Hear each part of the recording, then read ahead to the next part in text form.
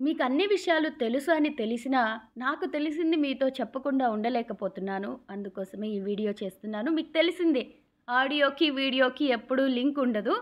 కొన్ని రోజులు మీరు ఇలా వినాల్సిందే. తర్వాత ఖచ్చితంగా నేను ఒకవేళ వీడియోలు చేస్తే అది ఫేస్ చూపించి ఎక్స్‌ప్లెయిన్ చేస్తూ ఆ సీన్‌కి తగినట్టుగా వివరణ ఇస్తాను. ఇప్పటికైతే ఏంటి ఈ సోది అని అనుకోకండి. ఖచ్చితంగా ఈ విషయాన్ని మనం తెలుసుకోవాల్సిందే. చాలా అంటే చాలా రీసెంట్‌గా పావని, కార్తీక్ అనే ఇద్దరి మధ్య ఏం జరుగుతుంది అనే విషయాన్ని లైవ్‌లో చూసాము. వాళ్ళ మాటలు విన్నాము అదంతా. ఒకవేళ ఎవరైతే చూసి ఉండరో వాళ్ళ కోసం 4 ముక్కల్లో చెప్పేస్తాను. పావని అనే అమ్మాయికి, కార్తీక్ అనే అబ్బాయికి పెళ్లి జరిగింది. పెళ్లి జరిగిన కొన్ని రోజులకే కార్తీక్ పావనిని పుట్టింటికి పంపించేశారు. ఎందుకు ఏంటి అని అడిగితే ఆవిడకి సోరియాసిస్ ఉందట. అది ఆమెకి ఎప్పుడో చిన్నప్పుడు ఉంది. తర్వాత ఈ హల్దీలు, మేకప్‌లు, ఈ బయట తిరగడాలు, తిండాలు వాటికి అది మళ్ళీ వచ్చింది. అయితే సోరియాసిస్ అని ఉంది అని మాకు చెప్పకుండా మోసం చేసింది. అందుకని ఆమె వద్దు అంటారు. అలానే వాళ్ళ నాన్న అంటాడు సోరియాసిస్ ఉండడం వల్లే వెనకాల ఇంటి ఆయన చచ్చిపోయాడు. మాకసలు వద్దనే వద్దని. ఇప్పుడు ఈ అమ్మాయి ఏమడుగుతుంది?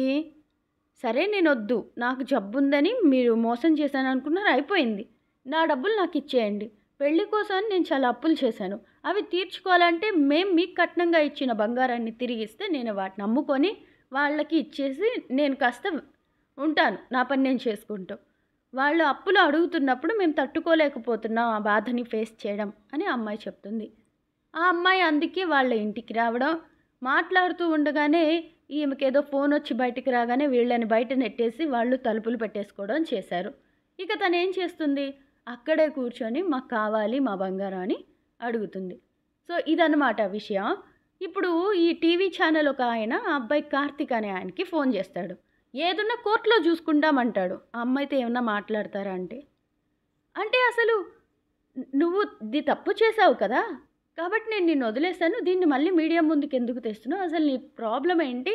నీకు ఇవ్వాల్సింది మేము ఇచ్చేసాం కదా! ఇలా ఏమైనా చెప్పాలి కదా! అంత పాజిటివ్ సైడ్స్ వీళ్ళ వైపు ఉంటే. లేదు ఏదైనా కోర్టులో చూసుకుందామని. అంటే ఇప్పుడు చాలామందికి తెలుసు. కోర్టుకి ఒక విషయం వెళ్తే అది తిరిగి, తిరిగి, తిరిగి ఎప్పటికో అవుతుంది. అంత లోపల మన పనులు మనం చేసుకోవచ్చు అని. అంటే నాకేమనిపించిందంటే ఏదైనా చేసేయొచ్చు. ఆ అమ్మాయి కోర్ట్‌లో ఎంతసేపు తిరుగుతది. తిరిగేసరికి దానికే ఖర్చులవుతాయి. మనకు పెద్ద పెద్ద వాళ్ళు తెలిసిన వాళ్ళున్నారు కదా! మనం చక్కగా మనకి నచ్చినట్టు చేసుకోవచ్చు. అప్పుడు కూడా కోర్టు తీర్పు మనకే వస్తుంది అన్నట్టుగా వాళ్ళు ఉండొచ్చు. సో, ఇది ఎవరి పర్సనల్ వాళ్ళదండి. ఆ అబ్బాయికేమో వయసు ఎక్కువ అంటున్నారు. ఆ అమ్మాయికేమో సోరియాసిస్ అంటున్నారు. ఇప్పుడు నాకు తెలిసినంతలో నేను చెప్తాను. సోరియాసిస్ ఉంటుంది. ఒకవేళ వచ్చిన అదేమి ఎయిడ్స్, క్యాన్సర్ అంతా ఖర్చు, కష్టం కాదు. పడేవాడికి ఆ బాధ ఉంటుందే తప్ప వాడి వల్ల వేరే వాళ్ళకేమీ ఆ కష్టం రాదు. మరి దాన్ని బేస్ చేసుకొని అదొక కారణంగా చెప్పి మాకు మోసం చేశారు, మోసం చేశారు అంటే వీళ్ళు లాలో ఏదైనా ఒక చిన్న పాయింట్ పట్టుకొని ఉంటారు. దానికని చెప్పి అలా చేయొచ్చు. ఇక్కడ మనం ఆ అమ్మాయిని కూడా తప్పనుకోవచ్చు. అంటే చెప్పలేదు అని అంటే అసలు నిజానికి చెప్పేంత పెద్దది కాకపోయిండొచ్చు కదా! అమ్మో! ఇది నాకు క్యాన్సర్ ఉందండి అన్న విషయము చెప్పాలంటే ఇది. సోరియాసిస్ ఏముంది వస్తుంది, పోతుంది. నాకు అప్పుడు అదొచ్చింది. ఆమె అదే అడిగింది. నాకు టైఫాయిడ్ వచ్చింది, డెంగ్యూ వచ్చింది, చికెన్ గున్యా వచ్చింది. ఇవన్నీ కూడా పెళ్ళికి ముందు చెప్పుకుంటారా? లేదా పెళ్లి తర్వాతైనా చెప్పుకుంటారా? అలానే ఇది కూడా ఒకటి వచ్చింది. మళ్ళీ అదే వస్తదని ఎలా తెలుసు? ఏదో స్కిన్ ఇన్ఫెక్షన్ అనుకున్నామని. సో, ఆ చిన్న ప్రాబ్లమ్ అంటే ఏ కారణంతో అయినా విడిపోవాలి అనుకుంటే విడిపోవచ్చండి. అది ఎయిడ్స్ అంత పెద్ద కారణం అవసరం లేదు. సోరియాసిస్ లాంటి సామాన్య కారణమైనా చాలు. అలానే ఇక ఇదంతా ఎవరి పర్సనల్ వాళ్ళది. పావని, కార్తీక్ అని ఎందుకు చెప్తున్నాను పేర్లు అంటే మీరు నేను చెప్పేది స్టోరీ అనుకుని వదిలేస్తారేమో. కాదండి. ఒక చిన్న జాగ్రత్త మనం తీసుకోకపోతే లైఫ్ కొలాప్స్ అయిపోతుంది. మేము చేసుకుంటాం, మేము కలిసుంటాం అనుకుని చేసుకున్న వాళ్ళే కలిసుండడానికి కష్టమవుతుంది. అలాంటిది చేసుకుంటానని ఒకసారి, చేసుకోనని ఒకసారి, ఇష్టం ఉన్నట్టు ఒకసారి, ఇష్టం లేనట్టు ఒకసారి ఉన్న వాళ్ళనైతే అసలే చేసుకోకండి. వీలైతే దూరం పెట్టేయండి. ఆ నిమిషము, ఆ నెల ఒక చెడ్డ పేరు వస్తదేమో మీకు. కానీ జీవితాలు పాడైపోవు. అంటే దీనికి పావని సందర్భానికి ఏంటి అనంటే, అతనితో ఫోన్‌తో మాట్లాడినప్పుడు ఆమెకు కూడా అనిపించిందంట. అంటే అతను ఒకసారేమో ఫోన్‌లో బాగున్నట్టు, డైరెక్ట్గా చూస్తే ఎవరో తెలియనట్టు ఇలా బిహేవ్ చేసేవాడట. సో అంత ఇష్టం లేకపోతే నన్ను ఇష్టం లేదంటున్నావా చెప్పు, ఇలాంటివన్నీ డైలాగులు అండి. అవి ఫోన్లో చెప్పుకోవడానికి వినుకోవడానికి బాగుంటాయి, కానీ అవన్నీ పక్కన పెట్టండి.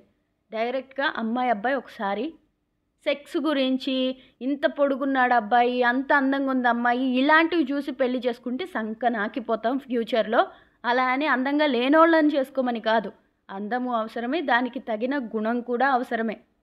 ఇది నేను ఇద్దరికీ చెప్తున్నాను, అమ్మాయికి అబ్బాయికి. సో ఎవరైతే అంత ఇష్టం ఉండి లేనట్టుగా ఉంటారో అసలు అలాంటి వాళ్ళతో పెళ్ళి అనే జోలికి మాత్రం వెళ్ళకండి. ఇప్పుడు అదేంటమ్మా నిశ్చితార్థం పెట్టేసుకున్నాం కదా, ఇప్పుడు పాడైపోతే ఎలాగ సంబంధం అంటే, పోయేది ఆ నెల 2 నెలల గౌరవం పరువు ఒకటే. జీవితాంతం మళ్ళీ మీ పరువును మీరు సంపాదించుకోవచ్చు, హాయిగా బ్రతకొచ్చు. కానీ ఎవడైతే ఒకసారి వెధవా అని తెలిసినా, అమ్మో పెళ్ళి పత్రికలు వేయించేసాం, బంధువులకి చెప్పేశాం, ఇంత ఖర్చు పెట్టేశాం, అంత ఖర్చు పెట్టేశాం, ఇప్పుడు ఎలా ఆగడం, ఇలాంటి రీజన్స్ చెప్పి పెళ్ళిళ్ళు చేసుకోకండి. అసలు అందరూ పెళ్ళిళ్ళు చాలా అంటే చాలా నార్మల్గా చేసుకోవడానికి ప్రయత్నం చేద్దాం. సరే అది ఎందుకు అనేది వేరే వీడియోలో మాట్లాడుకున్నట్టయితే, ప్రస్తుతానికి మనం ఏం చెప్పుకుందాం. తాళి బంధం ఏర్పడే ముందు మీకు మనసులు కలవకపోయినా, జాతకాలు కలవకపోయినా, మరి ఇంకేదైనా సరే వద్దు అని అనిపిస్తుంది ఒక మూల అంటే వద్దు. ఎందుకంటే ఈరోజు పెళ్ళి పోతుంది, పేరు పోతుంది, ఇంకొకటి పోతుంది అని చేసుకుంటే రేపు జీవితం సర్వనాశనం. ఆ రోజు పెళ్ళికి డబ్బులు ఖర్చు అయిపోయి ఉంటాయి, జీవితాలు నాశనం అయిపోయి ఉంటాయి, ఇంకెవరిని పెళ్ళి చేసుకోలేం. పోయిన పరువు అప్పుడు కానీ పోయిందంటే ఇక తిరిగే రాదు. అది విషయం. ఇక్కడ నేను చెప్పిన ప్రతి విషయాన్ని మనం డీటెయిల్డ్గా మాట్లాడుకుందాం. అంతకంటే ముందు నేనేం చెప్పదలుచుకున్నాను అంటే, మనసులు కలవకపోయినా కలిపేసుకొని కలిసి ఉంటాం అనుకోవడం, జాతకాలు కలవకపోయినా ఇది చేసి అది చేసి కల్పించేసుకోవడం, ఇవి చేసి పెళ్ళిళ్ళు చేసుకోవద్దు. అన్నీ కలిసి చేసుకున్న వాళ్ళకే చాలా కష్టంగా ఉంటుంది. అలాంటప్పుడు ఏది కలవకుండా చేసుకుంటే దినదినము గండమే.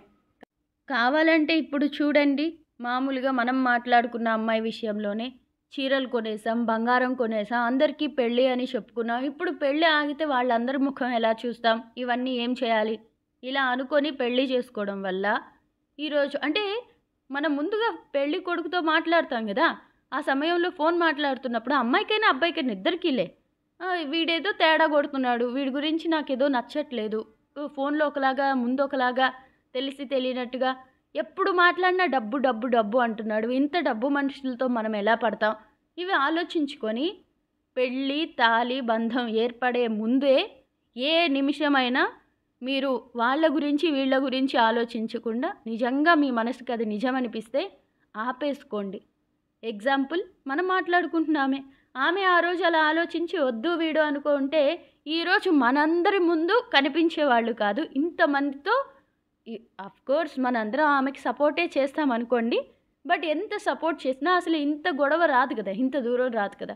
ఎవరో తెలియని నేనే ఆమెను ఒక ఉదాహరణగా చెప్పి వీడియో చేస్తున్నానంటే ఒక నలుగురిలో పోతుందన్న పరువు కోసం ఆలోచించడం వల్లే కదా. ఫైనల్గా నేను చెప్పాలనుకున్న విషయం ఏంటంటే, పెళ్ళి అంటే మనం అనుకున్నంత సులభం కాదు. చాలామందితో చాలా రకాల మనస్తత్వాలతో మనం పోరాటం చేయాల్సి వస్తుంది. సో అది అంత ఈజీగా అయితే ఉండిపోదు. అందుకని ఎంత ఖర్చు పెట్టామా, ఎంత ఖర్చు పెట్టి చేస్తే అంత గొప్ప పెళ్ళి అని కాదు, అంత మంచిగా మనం ఉంటామని కాదు. అది పెద్దలు పిల్లలు అర్థం చేసుకొని పెళ్ళి విషయంలో ఇంకాస్త జాగ్రత్త తీసుకోవాలి. అతి జాగ్రత్త కూడా అవసరం లేదు, బట్ మినిమం అయినా మన మనసుకు అనిపించే వాటిల్ని కాస్త పరిశీలించి పరిశోధించి ఆ తర్వాత తాళి కట్టడమైనా కట్టించుకోవడమైనా చేయాలి. మళ్ళీ చెబుతున్నాను, ఇది ఎవరిని ఉద్దేశించి కాదు, ఎవరిని బాధ పెట్టడానికి కాదు, కేవలం ఉదాహరణ మాత్రమే. ఇప్పుడు నేను చెప్పిన ఆమె విషయంలో చేజారిపోయింది విషయం. కోర్టులకు వెళ్ళినా, అక్కడ తిరిగినా, ఇక్కడ తిరిగినా వాళ్ళంతట వాళ్ళు అనుకొని ఈమెకి డబ్బులు బంగారం ఇస్తే తప్ప ఆమెకి రావు. సో జారిపోయిన తర్వాత బాధపడడం కంటే జారకముందే జాగ్రత్త పడండి అని చెప్పడానికి మాత్రమే ఈ వీడియో చేస్తున్నాను. పెళ్ళి అంటే అంత ఆషామాషి కాదు. డబ్బులు ఎక్కువ ఖర్చు పెట్టి ఎన్నో ఎక్కువ వెరైటీ ఫుడ్ పెట్టి ఆ ప్లేట్లో అలా చేసుకున్నంత మాత్రాన కలకాలం మనం పెళ్ళిలో నిలబడి ఉంటామని కూడా చెప్పలేం. కాబట్టి అది కొంచెం జాగ్రత్త చూసుకోండి. పరువు కోసం ఆలోచించి పెళ్ళిళ్ళు చేసుకుని ప్రాణాలు పోగొట్టుకునే అంత పరిస్థితికైతే మనలో ఎవ్వరూ రాకూడదని నా కోరిక.